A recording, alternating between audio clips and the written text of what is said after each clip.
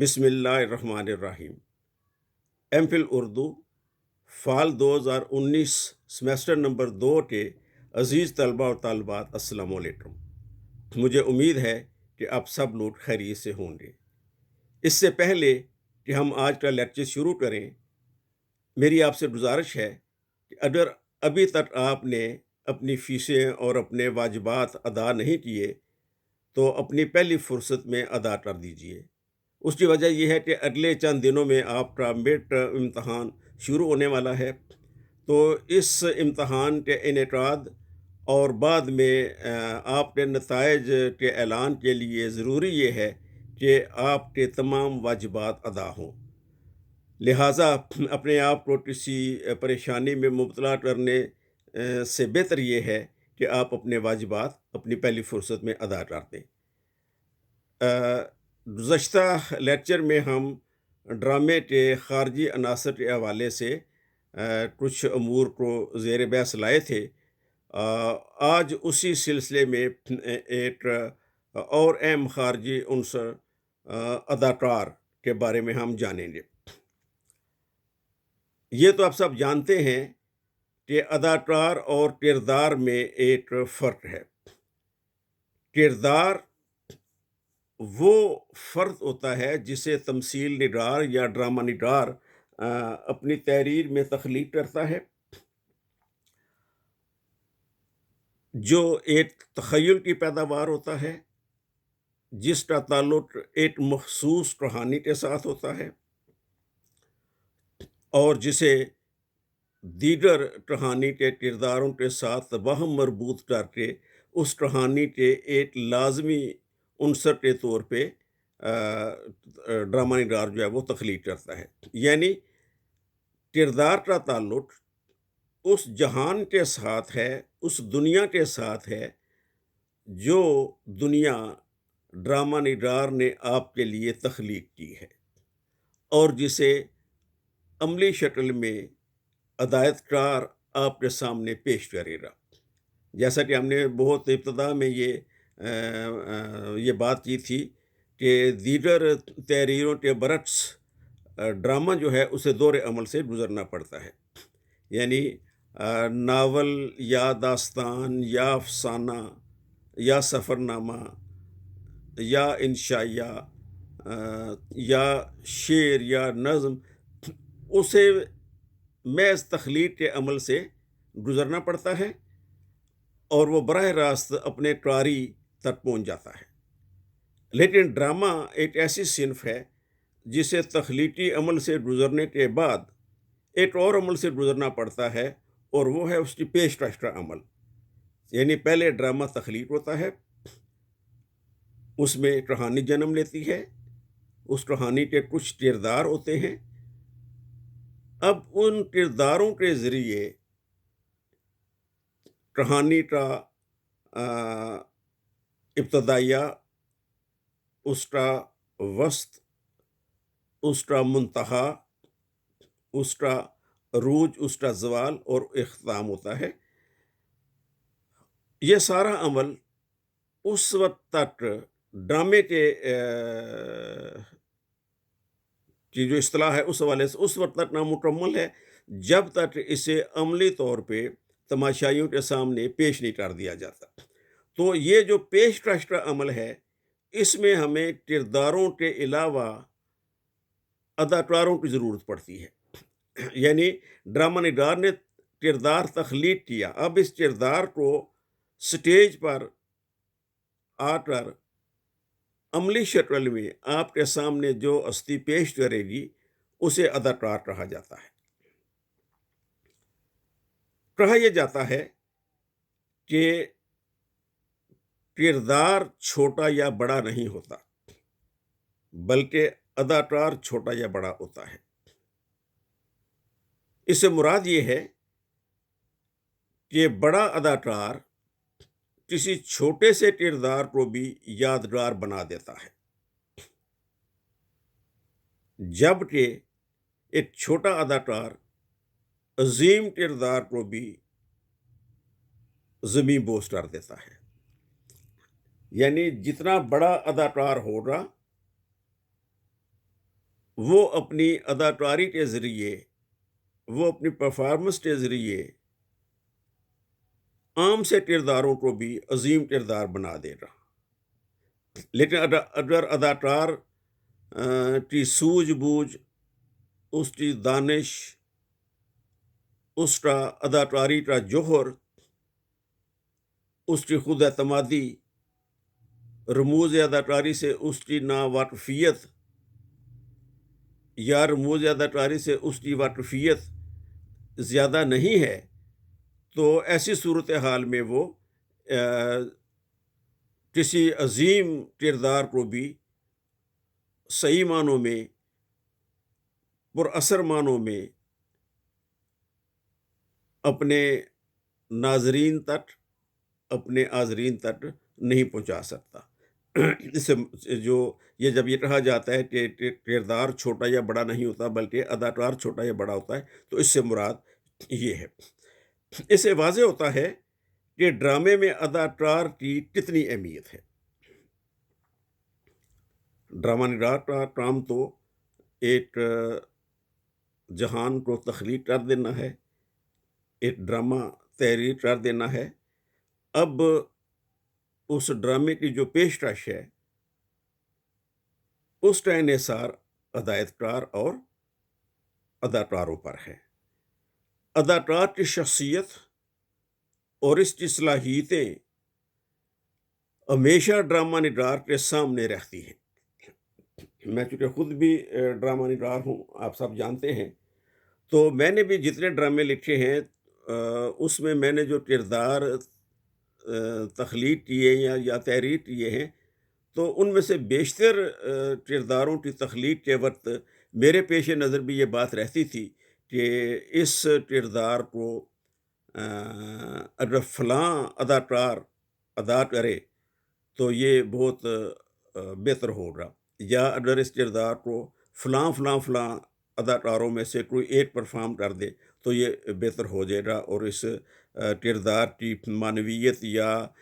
اس کردار کی تخلیق کے ذریعے میں جو بات اپنے ناظرین تک، تماشائیوں تک پہنچانا چاہتا ہوں، تو یہ مؤثر انداز میں ان تک پہنچ پائے گی اگر اسے فلاں اداکار پرفارم کرے۔ تو یہ بات صرف میرے پیش نظر ہی نہیں رہتی، بلکہ جو دیگر ڈرامہ نگار ہیں یا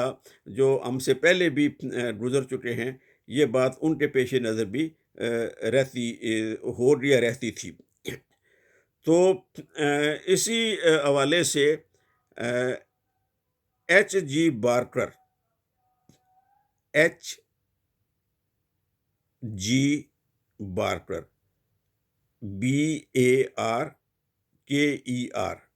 اپنی کتاب دا اسٹڈی آف ڈرامہ، ان کی کتاب ہے دا اسٹڈی آف ڈرامہ، میں لکھتے ہیں، یہ کوٹیشن ہے ان کی جو میں ابھی آپ کے سامنے بولتا ہوں، آپ لکھ لیجئے۔ We could call it comma, the expressing of the dramatist's idea in terms of the actor's personality. We could call it the expressing of the dramatist's idea in terms of the actor's personality. Quotation close. یعنی اردو ترجمہ آپ اس کا لکھ لیجئے، یعنی اداکار drama نگار کے خیالات کا آئینہ ہوتا ہے، یعنی اداکار ڈرامہ نگار کے خیالات کا آئینہ ہوتا ہے کہ ڈرامہ نگار نے اپنے ڈرامے میں جن خیالات کو پیش کرنا چاہا، جن خیالات کو آپ کے سامنے لانا چاہا، انہیں مؤثر اور بہترین انداز میں اب اگر آپ کے سامنے کوئی لا سکتا ہے تو وہ اس ڈرامے میں تخلیق کیا گیا کردار نہیں بلکہ اداکار ہے۔ جتنا بڑا اداکار ہوگا وہ ڈرامہ نگار کے نظریات کو، اس کے خیالات کو اتنے ہی مؤثر انداز میں آپ کے سامنے منتقل کرے گا۔ اسی لیے بڑے بڑے ڈرامہ نگاروں نے بھی اپنے عہد کے خاص خاص اداکاروں کو سامنے رکھ کر کردار تخلیق کیے ہیں۔ مثلا جب ہم یہ کہتے ہیں کہ فلاں کردار اگر فلاں اداکار کرتا تو زیادہ بہتر ہوتا، یا فلاں کردار تو لکھا ہی فلاں اداکار کے لیے گیا ہے۔ مثال کے طور پہ ہم کچھ ایسی فلموں کی مثال لیتے ہیں جن کے بارے میں یہ سمجھتا ہوں کہ شاید آپ میں سے بیشتر نے وہ فلم دیکھی ہوگی۔ مثال کے طور پہ دیوداس فلم شاہ رخ خان اور ایشوریا رائے کی، اسی طرح فلم ٹائٹینک، اسی طرح فلم پی کے، یعنی یہ وہ فلمیں جو پچھلے کچھ برسوں میں ہمارے سامنے آئیں اور جن میں سے بیشتر فلمیں آپ لوگوں نے دیکھی ہوئی ہیں، یا 3 ایڈیٹس۔ تو یہ فلمیں جب ہم اپنے پیش نظر رکھیں اور ان کا تجزیہ کریں، ان کے اوپر ایک تبصرہ کرنا چاہیں اداکاری کے حوالے سے اور کردار کے حوالے سے، تو یہ بات ہمارے سامنے آتی ہے کہ فلم پی کے میں اگر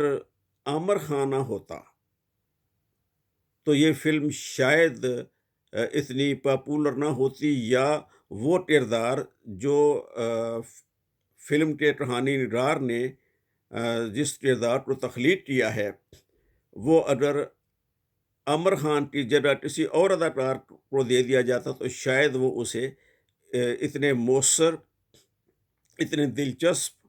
اور اتنے بھرپور انداز میں ہم تک منتقل نہ ہو سکتا۔ اسی طرح فلم دیوداس میں جو اداکاری شاہ رخ خان نے کی ہے،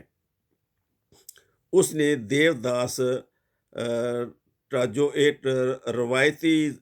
کانسیپٹ تھا، جو تصور تھا ہمارے سامنے، چونکہ جیسا کہ آپ یہ جانتے ہیں کہ یہ فلم دیوداس جو ہے یہ ایک مشہور ناول پر مبنی ہے، اور یہ اس سے پہلے بھی 2 دفعہ یہ فلم جو ہے یہ فلمائی جا چکی ہے۔ پہلے دلیپ کمار اور وجنتی مالا تھی، اور اس سے پہلے یہ کے ایل سیگل نے بھی یہ فلم بنائی تھی، اور اس میں انہوں نے دیوداس کا کردار خود ادا کیا تھا۔ تو لیکن نہ کے ایل سیگل کی دیوداس اور نہ ہی بعد میں دلیپ کمار کی دیوداس جو ہے شہرت کی ان بلندیوں پر پہنچی جو شاہ رخ خان اور ایشوریا رائے کی دیوداس پہنچی ہے۔ اس کی وجہ یہ ہے کہ شاہ رخ خان نے اس فلم میں اس سارے پیرائے کو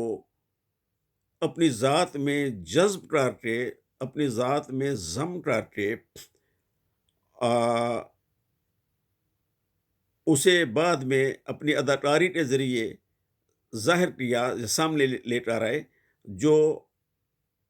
کہانی نگار کا اور جو فلم ساز کا منشا تھا۔ جبکہ اس سے پہلے کی جو فلمیں ہیں ان میں ہمیں کہیں نہ کہیں ایک سکم موجود دکھائی دیتا ہے، نظر آتا ہے کہ ان میں کہیں کوئی ایک کمی ضرور تھی، جس کی وجہ سے شاید جو اداکاری کا معیار ہے وہ کچھ کم رہ گیا، یا ہدایت کار کی کہانی کے اوپر یا اداکاروں کے اوپر اس طرح کی گرفت نہیں تھی، جس کی وجہ سے یہ ایک اچھی اداکاری پر مبنی فلم دکھائی دیتی۔ ابھی میرے ذہن میں ایک اور فلم آئی ہے، مغل اعظم۔ اب مغل اعظم میں اگر آپ دیکھیں تو 3 بڑے کردار ہیں،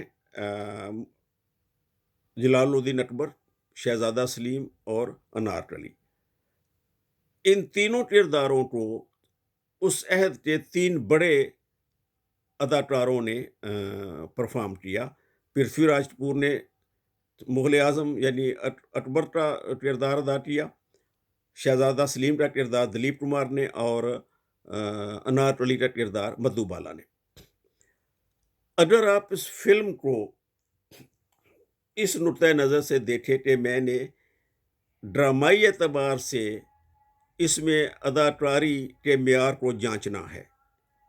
فلم کو بطور فلم نہ دیکھیں بلکہ ایک تجزیہ نگار کے طور پہ، ادب کے اور ڈرامے کے طالب علم کے طور پر جب آپ اس فلم کو دیکھتے ہیں تو احساس ہوتا ہے کہ اکبر اعظم کا کردار جس اداکار نے ادا کیا ہے، پرتھوی راج کپور نے، ان کی اداکاری کا معیار، ان کی خود اعتمادی، مکالموں پر ان کی گرفت، مکالموں کی ادائیگی اتنی بھرپور، اتنی جاندار اور اتنی طاقتور ہے کہ یوں لگتا ہے جیسے سچ مچ اکبر اعظم ہمارے سامنے آن کھڑے ہوئے ہیں، اور وہ اداکاری نہیں کر رہے بلکہ ایک تاریخی واقعہ ہمارے سامنے یوں ہی رونما ہوتا ہوا دکھائی دیتا ہے۔ ان کے مقابلے میں دلیپ کمار جو ہیں وہ شاید اس طرح اپنے آپ کو شہزادے کے طور پہ وہ سامنے نہیں لا سکے۔ مدھو بالا کی اداکاری اس ڈرامائی تصادم کے حوالے سے بہت بھرپور ہے۔ تو یوں ہمیں نظر آتا ہے کہ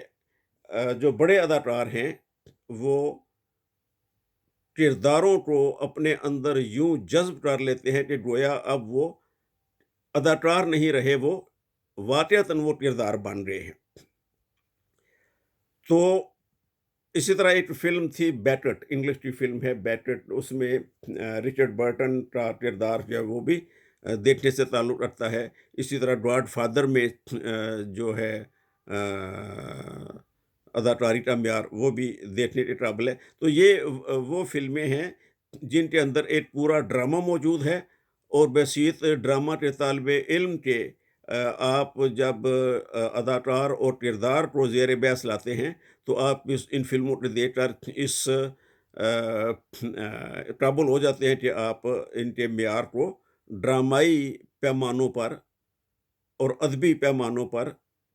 جانچ سکیں اور ان کی پڑتال کر سکیں۔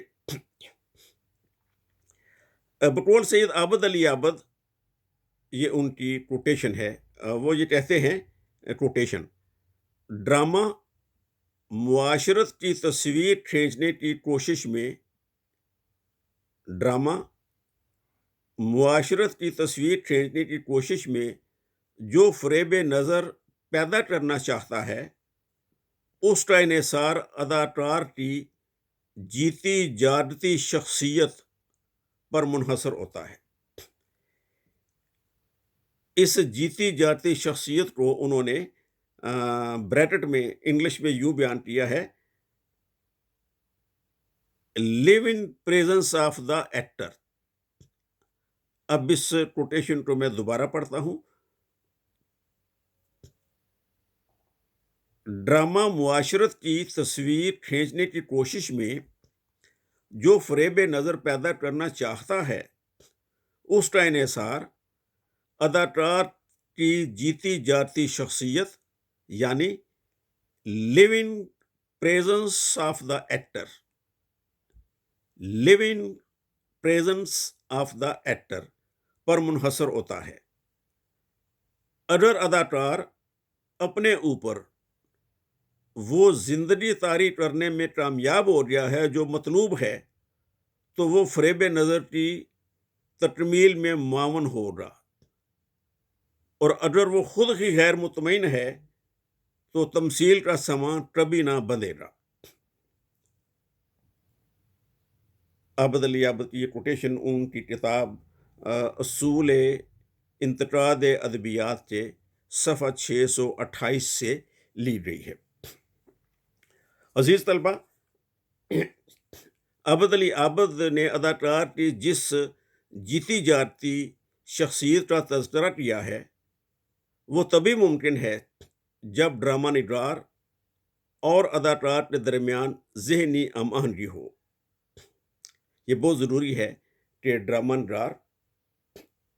جب کسی کردار کو تخلیق کرتا ہے تو وہ کردار تو اس کے ذہن کے نہاں خانوں میں ہوتا ہے، اور وہاں سے وہ چپکے سے کاغذ پر منتقل ہو جاتا ہے۔ اب یہ شخص جو انسانی ذہن سے برآمد ہوا اور صفحہ کرتاس پر آ کر بیٹھ گیا، اسے جس نے آپ تک، تماشائیوں تک منتقل کرنا ہے وہ اداکار ہے۔ تو اب ضروری یہ ہے کہ ڈرامہ نگار اور اداکار کے درمیان بھی ایک ذہنی ہم آہنگی، ایک مینٹل انڈرسٹینڈنگ، ایک انٹلیکچول انڈرسٹینڈنگ، ایک باہمی جانکاری موجود ہو۔ اگر ایسا نہیں ہوتا تو پھر ایک اچھا ڈرامہ تخلیق نہیں ہو سکتا۔ اچھا ڈرامہ اسی وقت تخلیق ہو سکتا ہے جب ڈرامہ نگار اور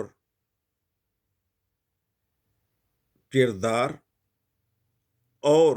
اداکار کو سمجھنے اور اسے بنانے کے لیے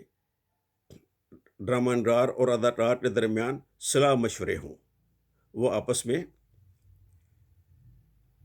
بیٹھیں، گفتگو کریں، جو کردار ڈرامہ نگار نے تخلیق کیا ہے وہ اداکار کو بتائے کہ اس کردار کے ذریعے میں یہ پیغام دینا چاہتا ہوں، اس کردار میں فلاں موقع پر،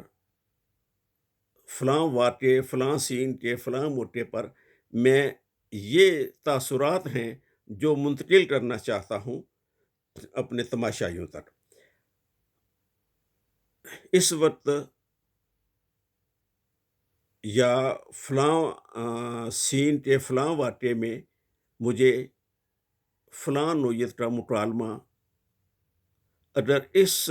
پیرائے میں، اس انداز میں ادا کر دیا جائے تو میں یہ سمجھتا ہوں کہ میرا پیغام تماشائیوں تک پہنچ جائے گا۔ اب یہ جو باہمی گفت و شنید ہے، یہ جو باہمی مشاورت ہے، اس سے ایک اچھا ڈرامہ جو ہے وہ تخلیق ہوتا ہے۔ اب نیچرلی یہ فطری سی بات ہے کہ اس سارے عمل میں ہدایت کار کا موجود رہنا بھی ضروری ہے، اس لیے کہ ڈرامہ نگار نے اپنے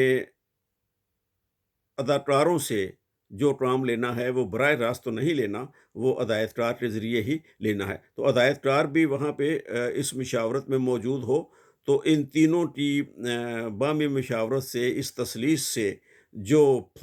ڈرامہ عملی شکل میں ہمارے سامنے آئے گا وہ عظیم ڈراموں میں شمار ہوگا۔ بی میتھیوز ڈرامے کے ایک بہت بڑے نقاد ہیں۔ بی، کیپٹل بی، بڑا B, full stop, Matthews, MEATHEWES،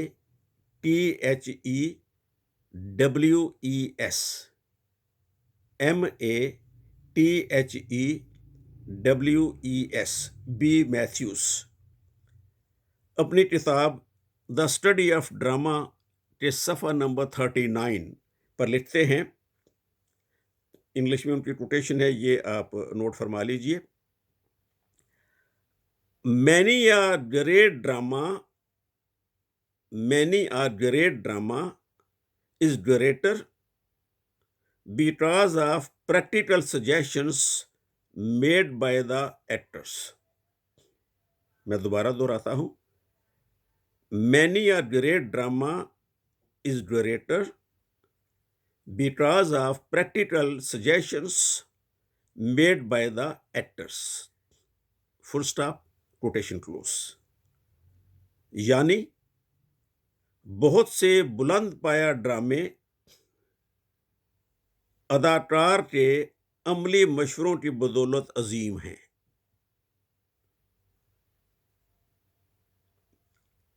بہت سے، یعنی آپ اسے یوں بھی اس کا ترجمہ کر سکتے ہیں کہ بہت سے عظیم ڈرامے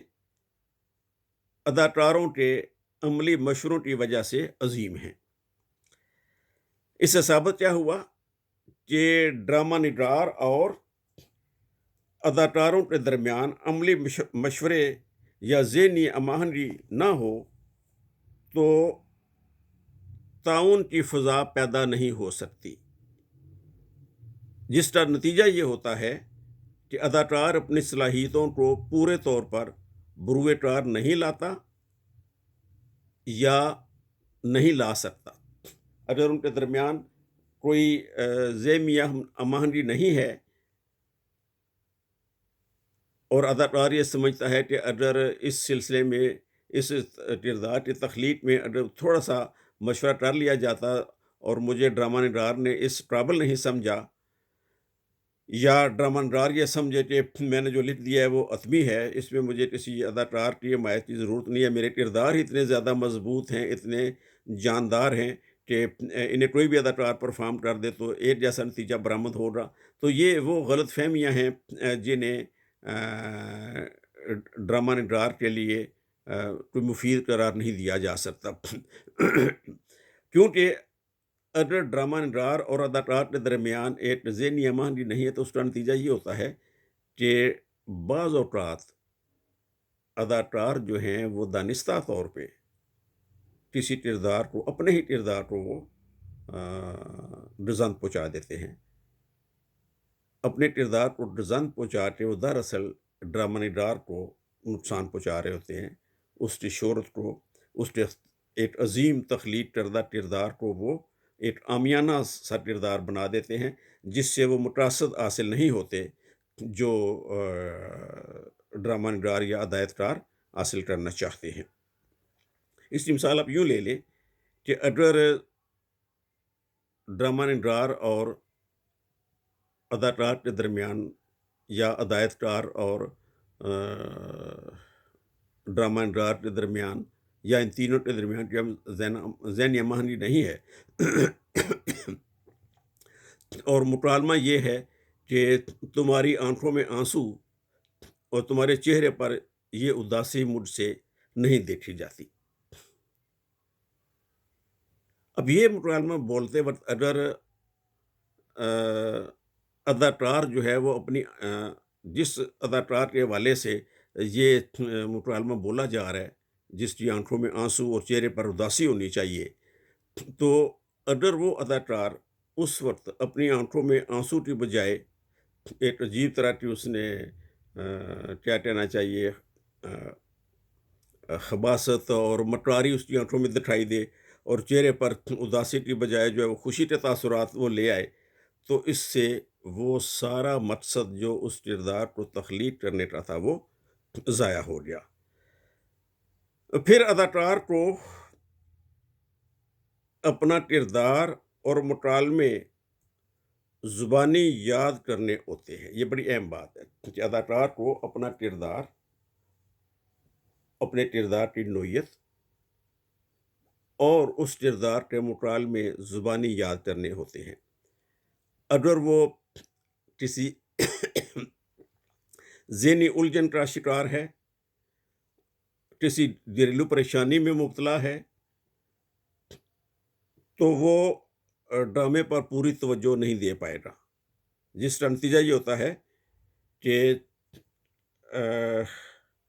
کردار کے کو اپنے اوپر طاری کرنے کا جو عمل ہے وہ اس طرح سر انجام نہیں دیا جا سکے گا جس طرح کہ اسے سر انجام دیا جانا ضروری ہے۔ اس کے علاوہ اداکار کے لیے یا ڈرامہ نگار کے لیے یہ ضروری ہے کہ وہ ایسے مکالمے تخلیق کرے جو ایک اداکار جب ادا کرے تو دوسرے اداکار کو اپنا مکالمہ بولنے میں آسانی رہے اور اسے یاد آ جائے کہ جہاں پہ پہلے اداکار نمبر 1 کا مکالمہ جہاں پہ ختم ہوتا ہے، اداکار نمبر 2 کو اس مکالمے کے اختتام پر اپنا مکالمہ فوراً یاد آ جائے۔ مکالموں کی بنت ایسی ہونی چاہیے۔ اب اس کے ساتھ ہی جو اگلا ایک خارجی عنصر ہے وہ ہے تماشائی۔ سٹیج پر کھیلے جانے والا ڈرامہ محض شخصی تخلیق نہیں ہوتا، یہ تو ظاہر ہے کہ ہم نے شروع میں بھی یہ دیکھا تھا، بلکہ اس کا مقصد تماشائیوں کے سامنے عملی طور پر اس ڈرامے کو پیش کرنا ہوتا ہے، تماشائیوں کو کچھ کر کے دکھانا ہوتا ہے۔ यूं ड्रामा निगार और अदाकारों के साथ साथ जब हम ड्रामे के खारजी अनासर पे बात करते हैं तो उसमें क्या है कि ड्रामा निगार और किरदारों के साथ साथ अदाकारों के साथ साथ तमाशाई भी तख्लीक का एक लाजमी जुज़ बन जाते हैं। यानी ड्रामे के दाखिली और ख़ारजी अनासर में जहाँ दीगर अनासर की मौजूदगी ज़रूरी है, वहाँ पे तमाशाइयों की मौजूदगी भी अद दर्जा ज़रूरी है। यही वजह है कि ड्रामा निगार और तमाशाइयों के ज़ौक़ और ज़हनी सतह का ध्यान रखना एक ड्रामा निगार के लिए बहुत ज़रूरी है कि ड्रामा निगार को ये चाहिए कि वो उसके सामने जो तमाशाई बैठे हैं उनकी ज़हनी सतह क्या है, उनका तबक़ाती मेयार क्या है, वो कौन सा पैगाम सुनने आए हैं, उन्हें कौन सा पैगाम दिया जाना चाहिए, वो जिस ज़हनी सतह के आमिल हैं क्या उन्हें उसी ज़हनी सतह पर रहना चाहिए या बतौर ड्रामा निगार ये मेरा फ़र्ज़ है कि मैं उनकी इस ज़हनी सतह को बुलंद करने की कोशिश करूं। कहीं ऐसा ना हो कि मेरी तहरीर से जो मेरे तमाशाई हैं उनका ज़हनी मेयार और गिर जाए, उनकी अखलाकी इक़दार को मज़ीद डिज़ान पहुँचे, वो मुआशरे में अफरा तफरी का, नफसा नफसी का, खुद गर्जी का एक मूजब बन जाए, या मुझे चाहिए कि मैं समाजी इक़दार को बेहतर से बेहतर बनाने में बतौर ड्रामा निगार अपना किरदार अदा करूँ और अपने तमाशाइयों को उस ज़हनी सतह पर लेकर आऊँ जहाँ मैं उन्हें लाना चाहता हूँ। तो इससे जो है वो एक सवाल पैदा होता है कि ड्रामा किन लोगों के लिए होना चाहिए? क्या आमतुन्नास के लिए, ख़वास के लिए, या हर तबक़े फ़िक्र के लिए? तो मैं ये समझता हूँ कि ड्रामा निगार जो हैं उनका मनसब ये है, उनकी ज़िम्मेदारी ये है कि वो अपने तमाशाइयों को अपने पेश नज़र रखते हुए उनकी ज़हनी सतह को बुलंद करने की कोशिश करें। ड्रामे की वो लोग जो ड्रामा देखने आते हैं वो ज़ाहिर है कि हमारे ही मुआशरे का हिस्सा होते हैं। ड्रामे की शक्ल में दरअसल वो अपने जज्बात और एहसासात की तस्कीन चाहते हैं,